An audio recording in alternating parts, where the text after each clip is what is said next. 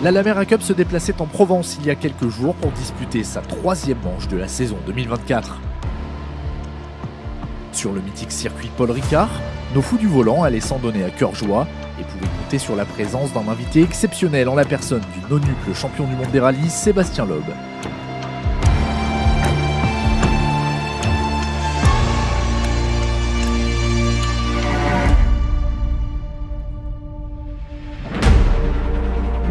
Au programme du week-end, 2 courses, l'une de 4 heures programmée le samedi après-midi, l'autre de 8 heures sur la journée du dimanche. Pas de répit pour les pilotes de la Lamera Cup qui, avant de penser aux vacances, avaient donc du pain sur la planche.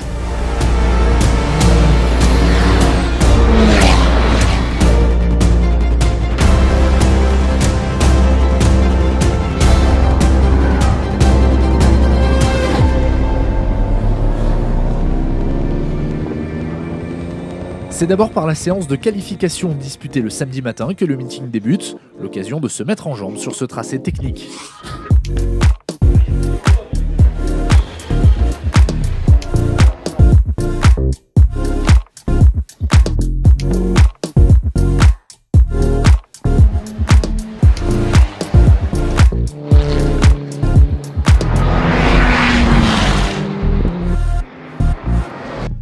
En catégorie Pro-Am, la 70 CTF To Be Free fait la bonne opération et s'adjuge la pole position.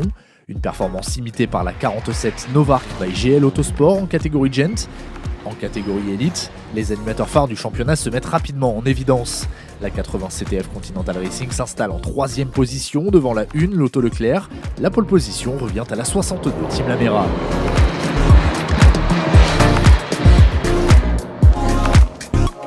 C'était vraiment l'objectif, je pense que mon Will est content, on a tous très bien roulé, on est homogène, on a une super bonne voiture. Donc maintenant c'est que le début, on va essayer d'être aussi efficace pour la première course puis pour la deuxième demain. Mais c'est tout à l'heure qu'on verra ça.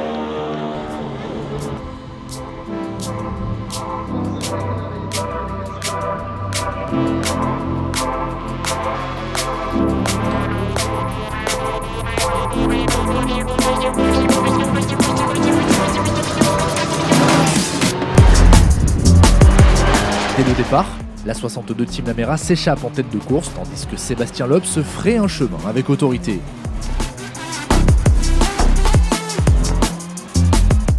Un premier Code 60 vient ralentir le peloton après l'accrochage en piste de la 41 Scania France et de la 47 Novark by GL Autosport. Autre victime d'un début de course musclé, la 35 Athena Bayedonic. Le week-end ne débute pas sous les meilleurs auspices pour l'équipe qui a déjà vu le moteur de sa voiture numéro 421 partir en fumée en qualification.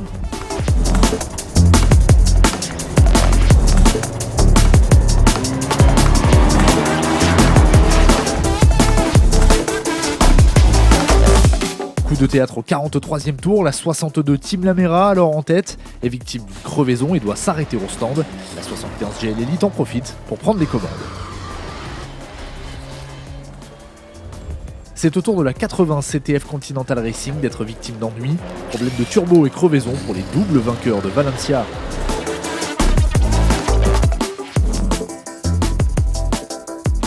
Partie en pole position en Pro-Am, la 70 CTF To Be Free est toujours en tête, tandis que la 29 CTF Make s'est octroyé les commandes de la catégorie Gent.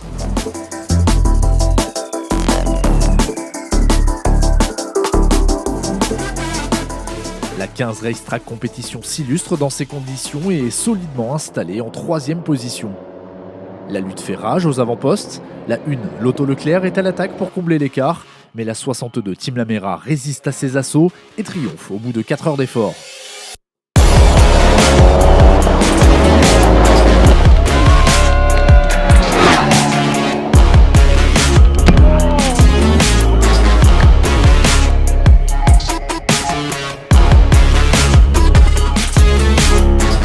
Grâce à une course intelligemment menée, la 29 CTF Make remporte la catégorie Gent et s'impose devant la 32 Racetrack Competition et la 74 Ultima Performance.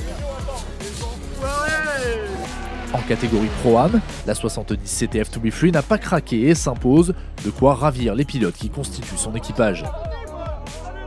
Ça commence très bien, c'est un très bon week-end. qui a bien démarré avec les essais libres, avec le track day d'hier, un bon départ, une bonne course, tout s'est bien passé, c'est génial. CTF Performance réalise le doublé en plaçant la 56 CTF Xenitrans en deuxième position de la catégorie Pro-Am devant la 53 Genius Water Racing.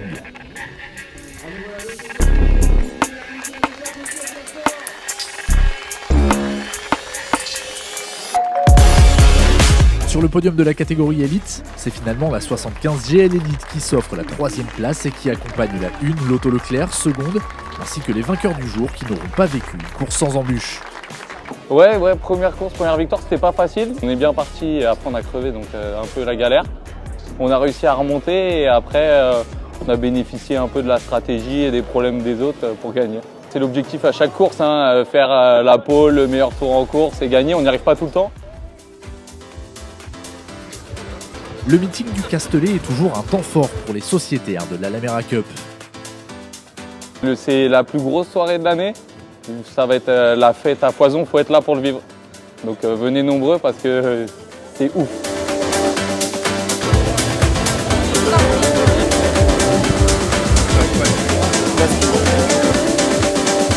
Pilotes, mécaniciens, ingénieurs ou encore partenaires profitent d'une parenthèse festive le samedi soir.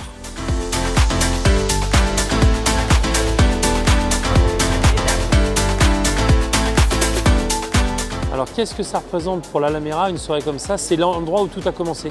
Notre première course a eu lieu ici, donc c'est pour nous notre circuit de cœur. C'est obligatoire de venir ici. Et pour nous, du coup, c'est l'endroit où on fête chaque année notre anniversaire, la création de l'Alamera. Donc c'est pour nous toujours un super moment, très important, où nos clients passent un moment en famille. On a beaucoup d'enfants, beaucoup de femmes qui viennent rejoindre leurs époux. Donc c'était pour nous essentiel et primordial de le faire. Et l'ensemble de l'équipe Lamera est heureuse d'inviter ses clients à cette soirée.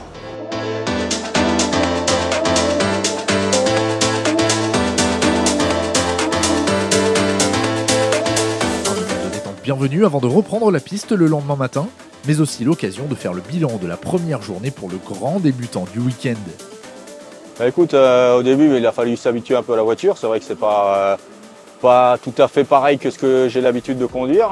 Déjà ça roule en pneus de série, donc pas mal de mobilité, etc.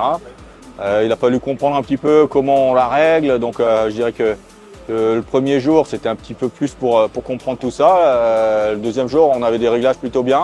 J'ai réussi à prendre la tête assez rapidement au départ de la course. Ensuite, on a eu quelques problèmes qui font que finalement, ça s'est pas fini comme on aurait voulu. Mais ouais, c'est un bon week-end plaisir. Il y a un bon niveau devant dans les pilotes de tête. Donc, on s'est fait des belles bagarres et c'était plutôt cool. Ah, c'est un honneur, t'imagines même pas. Cet homme-là, il a gagné 9 fois le titre de WRC.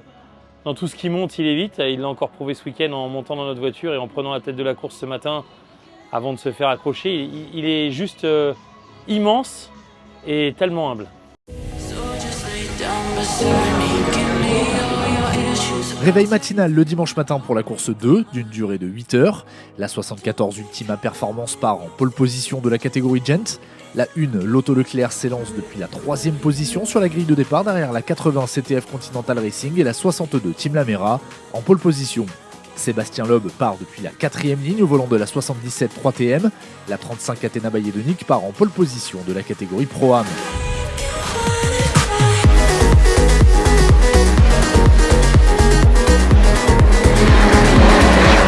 Vivez le départ depuis l'habitacle de la 56 CTF Xenitrans avec Eric Quérol.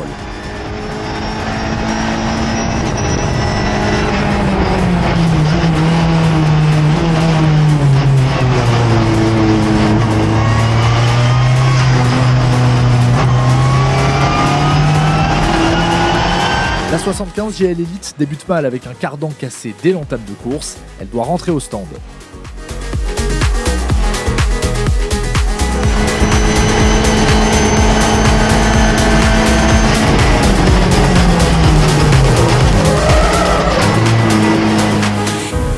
Le sort s'acharne sur de nombreux équipages, à commencer par la 50 Fast Cookie Racing, la 32 Racetrack Competition ou encore la 19 Chronos Bayedonic.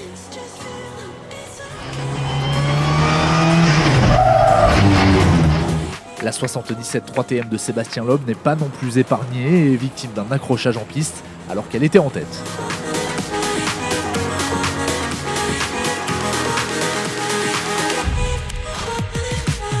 Dans ce contexte, la 421 Héphaïstos Bailly-Donic prend provisoirement les commandes après s'être élancée depuis la dernière position de la grille suite à la casse mécanique des qualifications.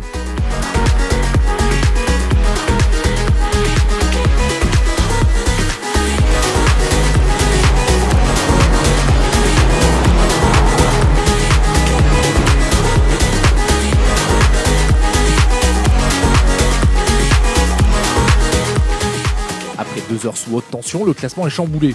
En élite, la 62 Team Lamera reprend la tête aux dépens de la 421 Héphaïstos Bailly-Donic. La 1, Lotto Leclerc, est solidement installée en 3e position. Place à une pause bien méritée avant d'attaquer la dernière ligne droite de l'épreuve. Là, on est à mi-course. Évidemment, il peut se passer tellement de choses que rien n'est gagné, mais on fait ce qu'on a à faire, on est dans la course, donc voilà, on croise les doigts. Donc ça nous fait vraiment plaisir de retrouver des émotions positives. Je crois que c'est la première, pour l'écurie, c'est une des premières matinées où on a l'impression de revivre. Voilà.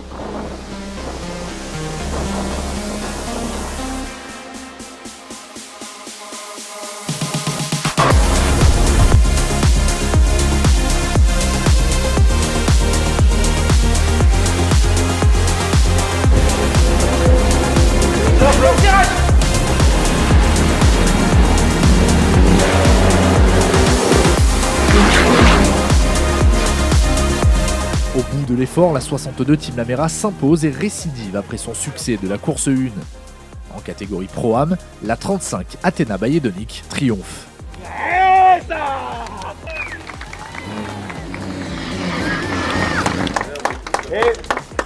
Nouveau succès également pour la 29 CTF Make, vainqueur pour la 2e fois du week-end en catégorie Gent. Le podium Gent est complété par la 74 Ultima Performance, 2e, et par la 47 Novark by GL Autosport, 3e.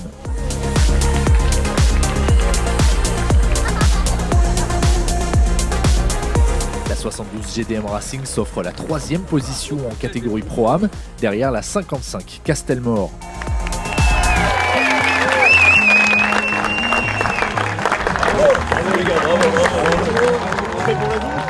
Second la veille, la 1 Lotto Leclerc termine 3e de la course 2. La 421 Héphaïstos Bailly-Donic monte sur la 2e marche du podium de la catégorie élite, derrière les hommes forts du week-end.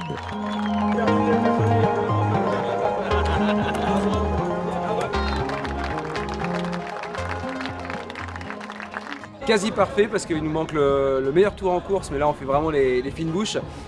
C'était un super week-end, on a eu juste une petite crevaison qui nous a un peu ralenti, mais sinon la voiture a été parfaite et les coéquipiers ont été extraordinaires.